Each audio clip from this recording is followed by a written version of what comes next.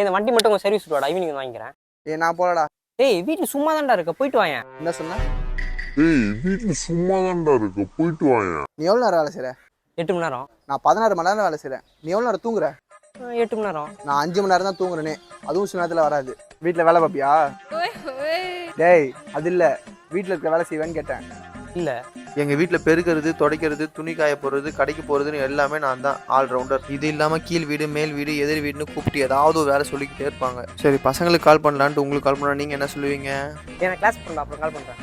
வேலையில் இருக்கேன்டா, அப்புறம் கூப்பிடுறேன்டா. என்னை தவிர எல்லாரும் வேலைக்கு போகிறாங்கன்னு அப்போ தான் தோணும்.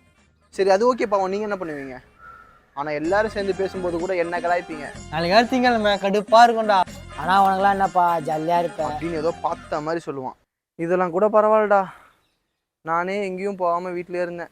யாரையாவது பார்த்தா நல்லா இருக்கீங்களா, நல்லா இருக்கேன், அடுத்து நீங்கள் என்ன பண்ணுறீங்கன்னு ஒரு வார்த்தை கேட்டுருவாங்கன்றதுக்காகவே எங்கேயும் போகாமல் இருந்தேன்டா. வந்துட்டாங்கடா வீட்டுக்கு. மாமா காஃபி. என்னப்பா வீட்டில் இருக்க, வேலைக்கு எங்கேயும் போல? அதுக்கு தான் மாமா ட்ரை பண்ணிட்டு இருக்கேன். அப்படியா, ஒரு விஷயம் கொண்டா. இல்லாத பொல்லாத கதையெல்லாம் சொல்லி அவன் ஒரு கம்பெனியில் போய் நோட்ட சொல்லுவான். அரை மணி நேரம் அடுத்து தள்ளிட்டு ஒரு டைலாக் சொன்னான் பாடுறா. தம்பி நான் அட்வைஸ் பண்ணுறேன்னு நினைக்காத, உனக்கு ஐடியா தான் சொல்கிறேன், ஓகேவா? கேட்குற உனக்கு எவ்வளோ கடுப்பாக இருக்குது. இதில் உங்களை மாதிரி ஆளுங்களாம் வந்து ஜாலியாக இருக்க, சும்மா தானே இருக்க, உனக்கு என்னப்பா இப்படிலாம் சொன்னால் எவ்வளோ காண்டாகும்.